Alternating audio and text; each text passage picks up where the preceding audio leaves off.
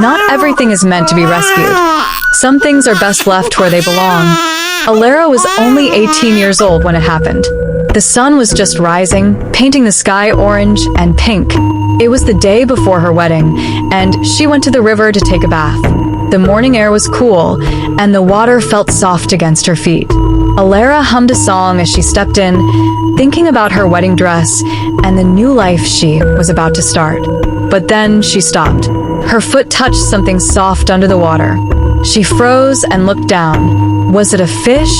A cloth? She bent down to see better. And there it was. A baby, wrapped in wet, dirty cloth. The baby lay half in the water, not moving. Alara's heart raced. She knelt quickly, pulling the child out of the river. The baby looked weak, his skin pale and wrinkled. She pressed her hand to his tiny chest.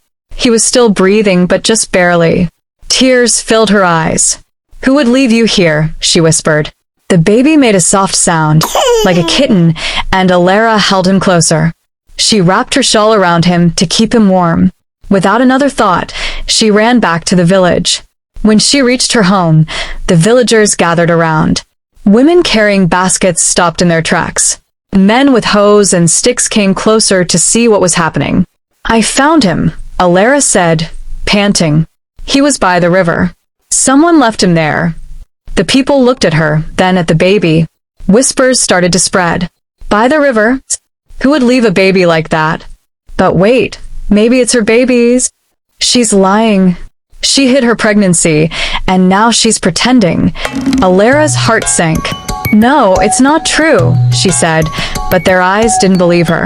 Then her fiancé, Joran, pushed through the crowd. His face looked angry. "Alara, what is this?" "I found him in the river." Joran looked at the baby, then at Alara. "You're lying," he said coldly. "No, I'm not. Please believe me." Joran shook his head. "I won't marry you if you keep this child. Take him back to the river, or we are done." Alara's breath caught. She looked at the baby, who was now asleep in her arms. How could she leave him? "I can't," she said softly. "Then we are done," Joran said, and walked away.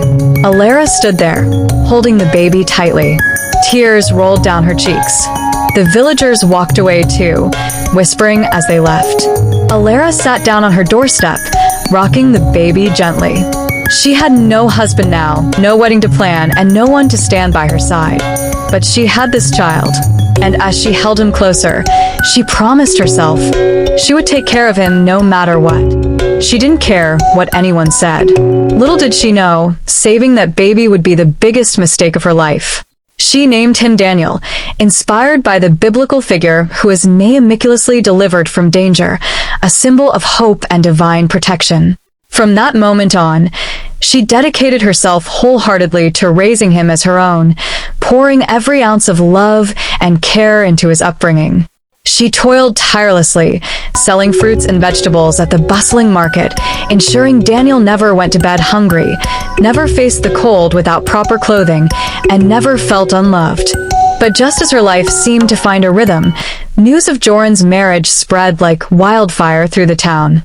The revelation stirred a whirlwind of emotions within her, a tangled mix of longing, regret, and perhaps even resentment.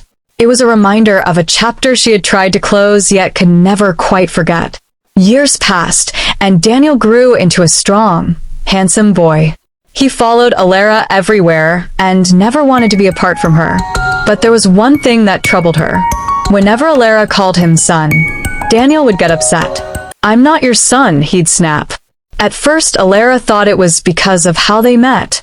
Maybe he felt different because he wasn't her real child.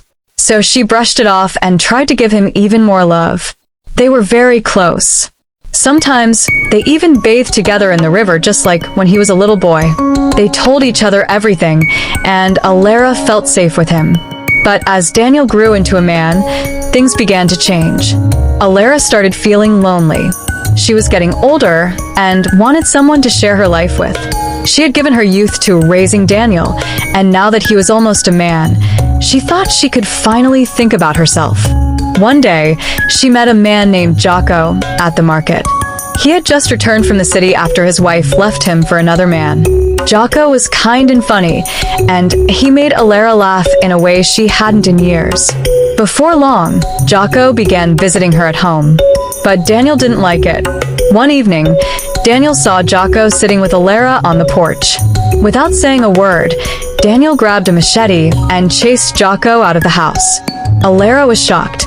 That night, she cried and called Daniel to talk to him. "I gave up my life to raise you," she said through her tears. "I'm still single and alone because I wanted to give you a good life." Daniel looked at her, his eyes dark and angry. "That's why I'm here for you," he shouted. "We don't need anyone else. We have each other." "No, we don't," Alara snapped, her voice breaking. "You'll get married someday, have a family of your own. I don't want to die, a lonely woman."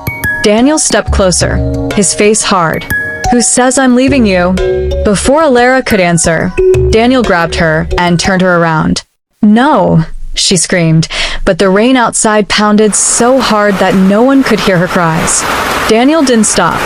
That night, he took what he wanted. The next morning, Alara sat in silence, broken and ashamed. She couldn't tell anyone what had happened, and it didn't stop there. Daniel came to her room every night, and each time, Alara's spirit sank deeper into darkness.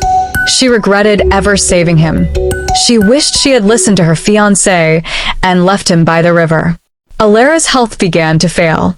She grew thin, her once bright eyes dull and lifeless. The villagers noticed the change, but no one dared ask questions. Daniel's presence was intimidating, and people kept their distance. One day, Alara made a decision. She couldn't live like this anymore. She had to tell anyone what was happening. Her childhood friend, Naomi, came to visit that afternoon.